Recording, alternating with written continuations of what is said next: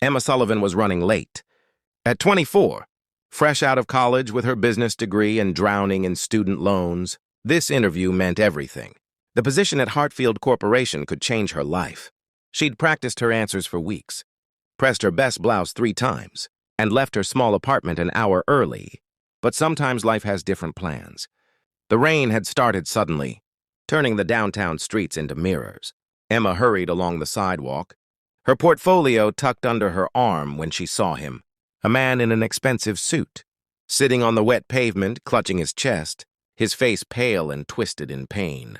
People rushed past him, umbrellas bobbing, eyes averted. Everyone too busy, too focused on their own destinations. Emma stopped. Her interview was in 15 minutes. The office was still 10 blocks away, but this man needed help, really needed it. She knelt beside him, rain soaking through her carefully chosen clothes. "Sir, can you hear me? What's wrong?" He looked at her, his eyes filled with fear and pain. "My heart, medication, my briefcase." He gestured weakly toward a leather case a few feet away. Knocked open, papers scattered and soaking in puddles. Emma grabbed her phone, with shaking hands, and called 911. Then she retrieved his briefcase, finding a prescription bottle. "Is this it? Nitroglycerin?" He nodded weakly. She helped him take one under his tongue, the way her grandfather used to during his angina attacks. "The ambulance is coming," she said softly, taking off her cardigan to shield his face from the rain. "You're going to be okay. Just breathe slowly. I'm right here." She stayed with him, her hand on his shoulder, talking to him gently about nothing and everything, keeping him calm and conscious. His name was David, he managed to tell her between labored breaths. David Heartfelt. The name rang a bell somewhere in Emma's mind, but she was too focused on keeping this stranger alive to process it. The ambulance arrived 12 minutes later. As the paramedics loaded David onto the stretcher, he gripped Emma's hand. "Thank you," he whispered. "You saved my life. Your name?" "Emma Sullivan. But please, just focus on getting better, E." She watched the ambulance pull away, then looked at her phone. Her interview had started 10 minutes ago. Her clothes were soaked, her hair plastered to her face, her carefully prepared portfolio a soggy mess. With trembling fingers, she called the company. "Heartfelt Corporation, how may I direct your call?" This is Emma Sullivan. I had an interview this morning for the junior analyst position. I'm so sorry, but I had an emergency. Is there any way to reschedule?" The receptionist's voice was cool, professional, final. "And I'm sorry." "Miss Sullivan, Mr. Heartfelt's office takes punctuality very seriously. The position has been offered to another candidate." Emma felt her dreams crumble. Months of applying, this one perfect opportunity gone. But when she closed her eyes, she saw David's frightened face, felt his hand gripping hers. She'd made the right choice. Some things mattered more than jobs. She went home, changed into dry clothes, and spent the afternoon applying to other positions, trying not to cry. 3 days later, Emma's phone rang. An unknown number. "Miss Sullivan? This is David Heartfelt. I apologize for taking so long to reach out. I've been in the hospital, but I'm much better now." "Thanks to you?" Emma sat up straight. "Mr. Heartfelt, I'm so glad you're okay. I've been worried, Emma. The doctors told me I would have died on that street if you hadn't stopped. Everyone else just walked by." His voice grew thick with emotion. "You missed something important to help me, didn't you? That phone number you called from, it was our company." Emma's breath caught.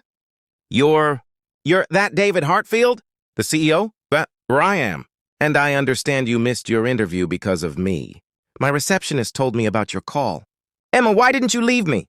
"You could have called 911 and left. You would have made your interview because you needed help," Emma said simply. "Because you were scared and in pain, and no one should face that alone. The interview was important, but you needed someone more." There was a long pause. When David spoke again, his voice was gentle. "My father built this company on the principle that character matters more than credentials. I'd forgotten that lately. Been so focused on efficiency, productivity, bottom lines, but you reminded me what really matters. How we treat people when no one's watching. When there's a cost to kindness." "I just did what anyone should do," Emma said quietly. But most didn't. Most walked right past. "Emma, I'd like to offer you a position. Not the junior analyst role you applied for. That's Too small for someone with your heart. I want you as my executive assistant. You'd work directly with me, learn every aspect of the business, and I promise you, we'll create a culture where kindness isn't just valued, it's expected. Emma felt tears streaming down her face. Mr. Hartfield, I don't know what to say. Or say yes. Say you'll give an old fool a chance to do the right thing. Say you'll help me build a company that reflects the values you showed on that rainy street. Yes, sir, Emma whispered. Yes, absolutely yes. She started the following Monday. David Hartfield became not just her boss, but her mentor. He taught her about business with the same patience she'd shown him on that street. More importantly, he listened. When Emma suggested starting a volunteer program for employees, he approved it immediately. When she proposed mental health benefits and flexible schedules for working parents, he made it happen. 2 years later, Emma stood at the front of the conference room, now the director of corporate culture, presenting their new initiative to help employees with student debt. David sat in the back, smiling proudly. After the meeting, he pulled her aside. You know, Emma, my daughter is about your age. Before my heart attack, we barely spoke. I was always too busy, too focused on the business. But almost dying changed me. Your kindness changed me. I called her that day from the hospital. We talk every week now. I'm so happy to hear that, Emma said, meaning it. Sometimes we need to be broken open to let the light in, David said softly. You could have left me on that street. You had every reason to, but you chose compassion over ambition. That choice saved my life in more ways than one. It reminded me what it means to be human. Emma thought about that morning often. How close she'd come to walking past like everyone else. How her entire life had changed in those few minutes of decision. She'd lost an interview but found a purpose.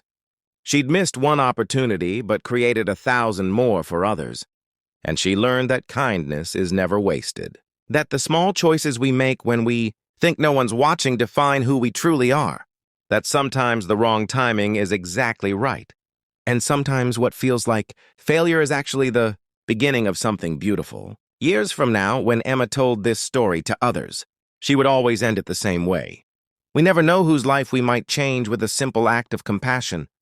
But more than that, we never know how that kindness might change us.